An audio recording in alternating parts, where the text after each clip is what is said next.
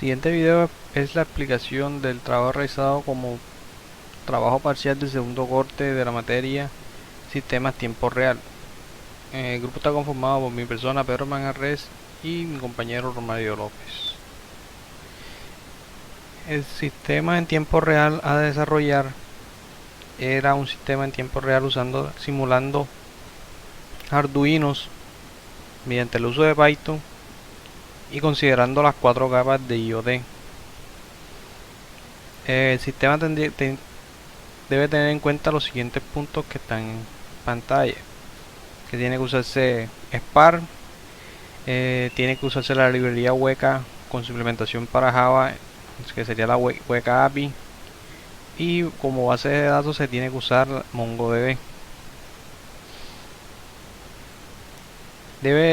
El sistema debe conectarse a las 5 tarjetas, o en este caso las 5 simulaciones de los Arduinos, y capturar esos datos y guardarlos en la base de datos Mongo.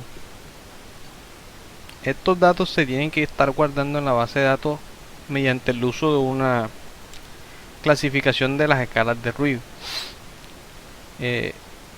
También se debe presentar una gráfica en tiempo real, el histórico de cada sensor, la regresión lineal del histórico de cada sensor, y aplicar Weka con simple K-means para calcular los clústeres de los datos de decibeles que son de sonido. La arquitectura que se realizó o se implementó para el proyecto realizado es la siguiente. En la parte principal, que es la captura de datos, es un Python simulador de Arduino, como se mencionó anteriormente. Son varios archivos Python que se conectan a puertos seriales y transmiten una simulación de, en este caso, decibel. Estos son basados en la librería random y usando la librería serial. En el segundo bloque, la segunda capa, que está conformada por dos, que es la capa de datos y la capa de análisis, se utilizaron 3 partes principalmente dentro del código Java. Una sería el Spring Framework, la otra es Weka y el Spark Framework. El Spring Framework, por la facilidad que nos da para implementar servicios y conexión a la base de datos, se implementó exactamente para realizar eso. Este Spring Framework es el encargado dentro del software de la comunicación con la base de datos, que en este caso es Mongo, y la obtención y escritura de archivos en ella. Básicamente se encarga de hacer todas las operaciones sobre la base de datos. Dentro de ella también hay unos servicios, que es el servicio que permite que otras partes del software escriban a la base de datos, que es el repositorio de sensores y de datos. Y dentro de ella también se implementó otro servicio que se llama Real Time Service. Ahí cuando vayamos a mostrar el código se va a mostrar, que es la encargada de conectarse con las 5 simulaciones de Arduino y obtener los datos, y que hacer todo el proceso sea en tiempo real la actualización. Entonces, esa se encarga de toda la comunicación y la escritura en datos. El Spark Framework, que es uno de los requerimientos en el enunciado, es el encargado de crear los microservicios. En este caso, cada una de las rutas donde se van a obtener los diferentes datos, o se va a recibir los datos, utiliza los servicios que crea Spring, como sería el de acceso a datos, para tener los datos que se van a enviar a la capa de visualización, y utiliza Weka junto con que a su vez utiliza los servicios de Spring para generar lo que son los clústeres y la regresión lineal y otros cálculos realizados con la Weka API sobre los datos. En la capa de visualización de datos se utiliza como base HTML. Sin embargo, HTML solo no permite por completo toda la implementación. Dentro de HTML se está usando JavaScript con las librerías de jQuery y Chart.js para hacer la comunicación con los microservicios que crea Spark, y así obtener los datos y a su vez crear las gráficas en tiempo real.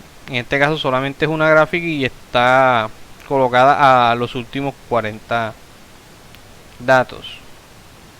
Y en este caso se utiliza Bootstrap como framework CSS para que el HTML tenga una mejor apariencia.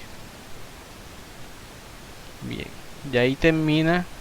Esta es básicamente la arquitectura que se implementó. Vamos a ver el código del software como tal y lo que serían los Python que simulan los Arduino. Aquí primero veamos los Arduinos. Estos Arduinos son similares al proyecto anterior realizado. A diferencia del proyecto anterior, en vez de realizar escritura de dos datos, solamente se está escribiendo uno. Y como se puede ver, son 5 Arduinos. Son 5 Arduinos con tal de que cada ejecución que se genere del mismo código se conecte a un puerto diferente. Si se dan cuenta, todos los archivos Python tienen el mismo código a excepción del puerto. Cada uno está colocado un puerto par que son creados con el virtualizador de puertos que fue suministrado en la clase. Muy bien. Esta es la parte de la simulación de los Arduino como tal. Dentro de el proyecto se realiza una parte hecha en Java que está compuesta por este proyecto que está abierto ahora mismo en pantalla. Dentro del que está actualmente colocado en pantalla, el chico de pantalla, son las diferentes rutas y procesos y microservicios creados por Spark.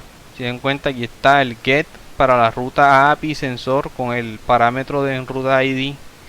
Este sería la otra ruta que en este caso tiene ID y cluster, que básicamente lo que hace es decirle que calcule. En esta ruta se calcula en base al ID del sensor el cluster para los datos históricos de él, y él responde con un JSON que internamente tiene todos los datos de los diferentes centroides de cluster que se calcula. En esta otra también es una ruta o microservicio para el sensor, para cada sensor individualmente, utilizando como parámetro el ID y calcular la regresión. En el caso de estos dos microservicios, ambos utilizan Weka para poder hacer el cálculo de el anterior de centroide, que es el de cluster, y el de regresión para hacer el cálculo de la línea de regresión lineal. Están las rutas como API Sensor, que lo que da es simplemente se conecta al repositorio de sensores y muestra todo el listado. Este sería todo el listado de los sensores que están guardados en la base de datos. Se utiliza JSON para convertirlos a JSON. Está la otra, la API Sensor, pero en vez de ser GetSpot, esta se utiliza para agregar nuevos sensores a la base de datos y al sistema de tiempo real con su conjunto. Aquí lo que hace es escribe, guarda el sensor y automáticamente le dice a Real Time Service que inicialice. Ese método de inicializa lo vamos a ver un momento más adelante. Y finalmente está el API Sensor, que permitiría API Sensor pero con el modo put, que se utiliza para actualizar datos. Este permitiría actualizar los datos del sensor, de un sensor que ya está en la base de datos. Como bien le decía, este método o servicio de Real Time Service, que es este que está aquí, es el encargado de la gestión en tiempo real de todos los sensores. Con el método init, o la función init, se encarga de ir a la base de datos, traer todos los sensores que están registrados ahí y automáticamente por cada sensor comenzar a generar un hilo para cada sensor. Este hilo como tal solamente se ejecuta una sola vez por cada hilo, por cada sensor. Eso quiere decir que si se vuelve a llamar método y hay un hilo que ya pertenece en ejecución a ese sensor, no vuelve a lanzar otro, simplemente no pasa nada, se queda ejecutando el siguiente sensor. Dentro de este real time service, por cada sensor se ejecuta esta clasificación de datos.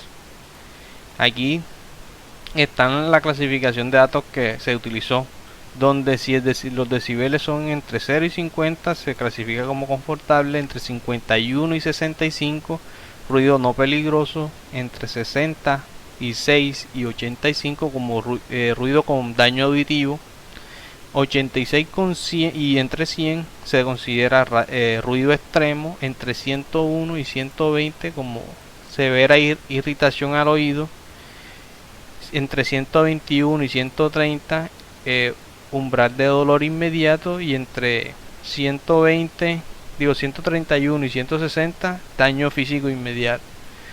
Aquí se colocó hasta 160 porque así se encontró en una de las escalas que se utilizó como base para el proyecto, aunque se podría hacer la modificación y simplemente dejar el valor de que si es igual, mayor o igual a 131, porque de esa escala hacia arriba ya es daño inmediato, inclusive puede producir aún más daño de que más allá del simple oído. Después que lo clasifica, agrega el dato al historial del sensor, le coloca el historial del sensor que se está actualizando y lo guarda y lo escribe en la base de datos con los nuevos datos. Básicamente eso es lo que hace el sensor. Esta notación que tiene post construct es una notación de Spring, y lo que hace simplemente después de que se crea este servicio, o sea, lo crea él mismo, lo inicializa, ejecuta ese método. O sea, quiere decir que automáticamente cuando se inicie el aplicativo ese método se va a ejecutar. O sea, después que termine de cargar toda la conexión con la base de datos, se termine de cargar todos los microservicios, para automáticamente se ejecutaría todo este proceso para que comiencen a ejecutarse los hilos por cada sensor. Bien. Ahora vamos a verlo cómo se ve en el navegador, dado que es un proyecto con enfoque web utilizando microservicios de Spark. Aquí lo tengo en pantalla. Refrescar. Por defecto se utilizó se usó Bootstrap para hacer una plantilla o apariencia de modo de pestaña. El software como tal tiene dos pestañas. Como se mencionó anteriormente, al software se le pueden ir agregando nuevos sensores a medida que sea necesario. Para esto se utiliza este formulario que está en la pestaña de agregar sensor, que consta de los campos de nombre, el puerto y una descripción que sería, por ejemplo, si se está colocando hangar número 6, se dice el sensor está colocado a hangar número 6, esquina. Bien, ahora vamos con la segunda pestaña de listado de sensores. Dentro de la pestaña de listado de sensores se maneja también un sistema de un layout de pestañas. En este caso las pestañas son laterales. Estas pestañas son dinámicas. ¿Qué quiere decir que son dinámicas? Por cada sensor que se vaya agregando, automáticamente se va a agregar una nueva opción al sistema de pestañas laterales. Por ejemplo, si yo coloco o creo un nuevo sensor que se llame salida principal, o una salida de emergencia, ese sensor saldría listado debajo del sensor de hangares. Ahora bien, si yo quiero ver los datos que están siendo capturados y que del histórico como tal de alguno de los sensores, simplemente basta con hacerle clic, automáticamente me saldrían en la parte derecha. Aquí en este caso me salen los datos básicos, que son el nombre, el puerto en el cual está haciéndose la conexión y la descripción. En este caso simplemente sale prueba. Debajo de ellos me salen dos gráficos. Uno es de datos en tiempo real, que es el datos RT, que se actualiza cada 3 segundos, y datos históricos. Dentro de datos históricos también está la línea de regresión lineal. Simplemente que la línea de decibeles, que es uno de los datos capturados, como tiene más movimiento casi no se ve, pero ahí se alcanza a apreciar. Si ponemos un punto aquí, ahí dice regresión, está un valor de regresión. Debajo de los datos de los gráficos de datos históricos y de tiempo real se encuentra el cálculo de los centroides.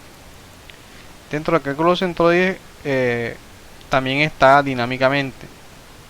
Quiere decir que a medida de que se vayan, si llega a hacerse un cálculo y detecta más de dos valores, automáticamente la tabla tendría sus nuevos valores. Por ejemplo, si llega un momento y se calculan 5 o 6 centroides, automáticamente la tabla los agregaría sin tener que hacer cambio en HTML. Lo mismo en la cantidad de valores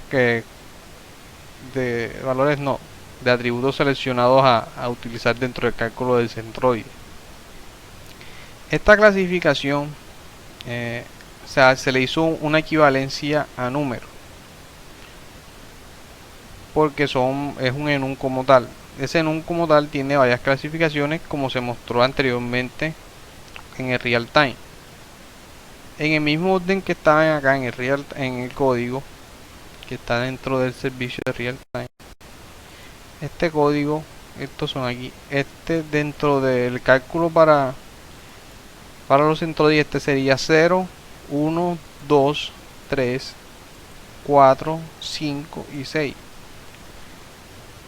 Siguiendo ese mismo orden, se puede ver que los centroides, para el centroide de 0, da una tendencia hacia 0. O sea, quiere decir que hace que sea confortable el sonido. Y para el valor 1, para el centroide 1, da una tendencia hacia 3. Esa tendencia hacia 3 significa que está entre ruido extremo y severa irritación al oído. Estos datos no se pueden tener como referentes para algún análisis ya más profundo, debido a que son generados aleatoriamente. En el caso de que si tuviese desplegado en un sistema real, o sea, se estén utilizando todas las tarjetas, ahí sí ya se podría decir que toca hacer algunos cambios en el sonido porque está siendo muy extremo en ciertas áreas. Y al final está la tabla histórica con todos los datos capturados. Si se dan cuenta, aquí está por ejemplo el número 25, tiene su fecha de creación, la cantidad de decibeles que capturó en ese momento y la clasificación que tiene esa cantidad de decibeles, que son confortables. Por ejemplo, está a 120, severa irritación al oído, y así con todos los demás datos. En cuenta, de momento se tienen capturados 700 datos. Si nos vamos por lo menos a hangares, ya inclusive hasta el valor de los centroides cambia para hangares. Ya aquí se invierte, ya la que está el centroide 0 ya no es el que está con tendencia hacia 0, sino es el centroide 1, y el centroide 0 es el que está con tendencia hacia 4. Y aquí lo mismo, está el histórico de los datos capturados para ese sensor, que son en este caso 777.